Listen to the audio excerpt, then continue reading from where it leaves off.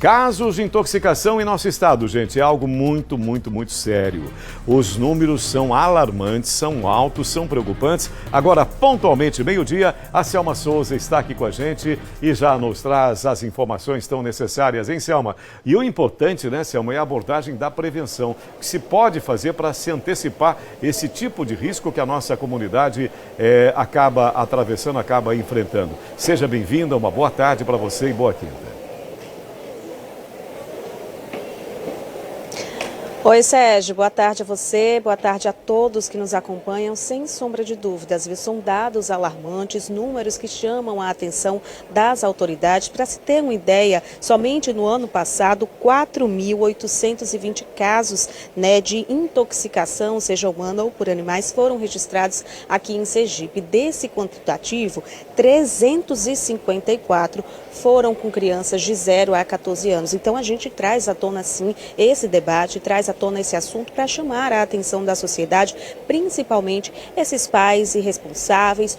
Como agir em situações como essa? A gente conversa agora sobre esse assunto com a doutora Patrícia Fontes, ela que é médica do CIATOX, o Centro de Informação e Investigação Toxicológica aqui de Sergipe. De fato, a gente precisa discutir esse assunto porque muita gente não sabe nem por onde começar, caso se intoxique. Boa tarde.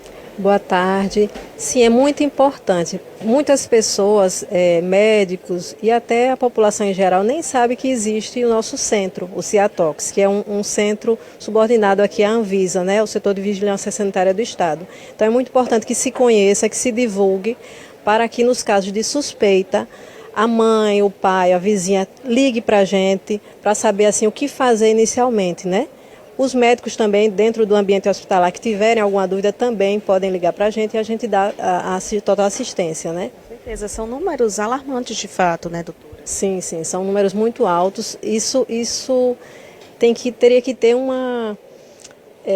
alguma medida assim, mais enérgica, de orientação, de educação em escolas, talvez, divulgar mais, para ver se diminui esses casos. Muitos casos devido a medicamentos, a plantas, escorpião também, agrotóxicos, produtos domissanitários como água sanitária, detergentes e desinfetantes. Então, são muitos agentes tóxicos que estão ao alcance das crianças, Com certeza. Agora, como fazer, doutora, esse trabalho preventivo? Como é que esses pais, eles devem agir em situações como essa? Veja, em relação a medicamentos, deixar sempre os medicamentos fora do alcance das crianças. Nunca dar medicação no escuro, porque você pode atrapalhar ali uma caixa com a outra. Olhar direitinho a receita, a dose. Muitas vezes está lá escrito 20 gotinhas, é uma quantidade mínima. E o pai ou a mãe troca e dá 20 ml à criança, que é uma dose já muito alta, Em relação a produtos domissanitários, como desinfetante, detergente, deixar sempre no local bem alto, longe do alcance também das crianças, ou trancado de cadeado, veneno para carrapato, que a gente também recebe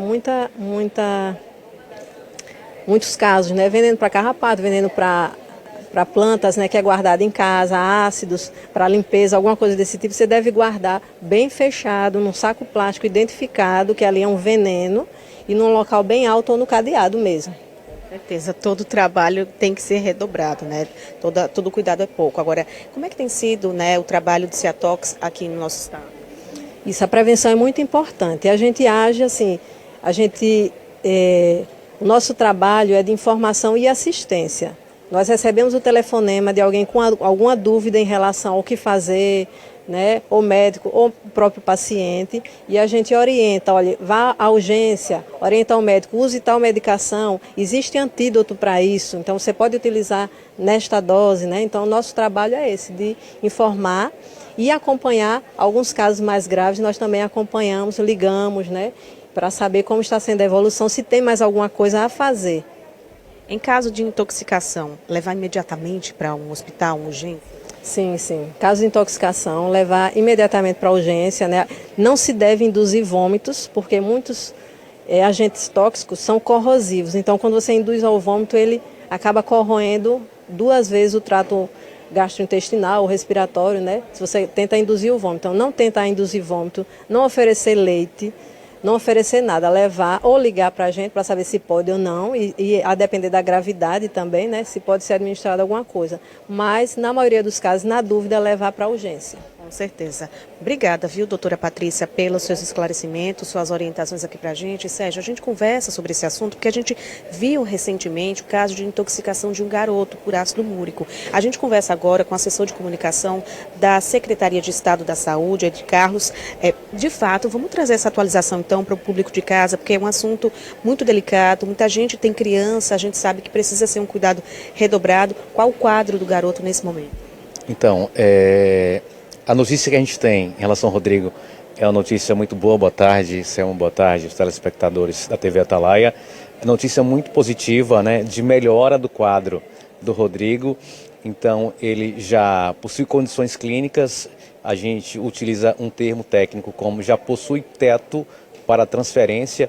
A informação que nós temos agora da Central de Regulação de Leitos é que ainda no dia de hoje ele deve ser transferido para o Hospital de Urgência de Sergipe para um UTIP, né? Então é importante, ele vai para um leito de UTI pediátrico ainda no dia de hoje. Informação muito boa, muito positiva, que é a melhora do quadro clínico do Rodrigo. Então a gente tem essa notícia boa para passar para você e também para os telespectadores, vocês que da TV Atalaia que acompanharam esse caso desde o início, né? Certeza, notícia exclusiva, viu, Sérgio? Notícia em primeira mão aqui no Balanço Geral. Agora, importante a gente esclarecer, né, de Carlos, porque o garoto ele não tinha condições clínicas para ser transferido de imediato. Exatamente, né? Nós tínhamos dois fatores, né? Primeiramente, ele não tinha condições clínicas e realmente nós não tínhamos, naquele momento, naquele dia em que ele deu entrada, leitos de UTIs disponíveis em nossa rede. Então, devido à sazonalidade que a gente está passando, nós ampliamos diversos leitos de UTIs, inclusive entregamos 21 leitos qualificados recentemente na pediatria de alta complexidade do USE. E no segundo momento, realmente, o paciente ele não havia condições clínicas, não havia teto para transferência lá para a pediatria do USE, mas devido a essa melhora clínica, essa estabilização dos sinais vitais, ele já possui teto para transferência, e a informação que nós recebemos agora em primeira mão, a gente traz para você, é que esse paciente ele deve ser transferido, o Rodrigo, para a pediatria do USE ainda no dia de hoje. Ok, coisa boa, notícia boa. Obrigada, Ed Carlos, pela sua participação com a gente, a atualização do caso, trazendo então, Sérgio, em primeira mão essa notícia que a gente aguarda, né? Claro que esse garoto melhore cada vez mais e que daqui a pouquinho ele possa estar em casa, né? Brincando como toda criança merece e deve fazer.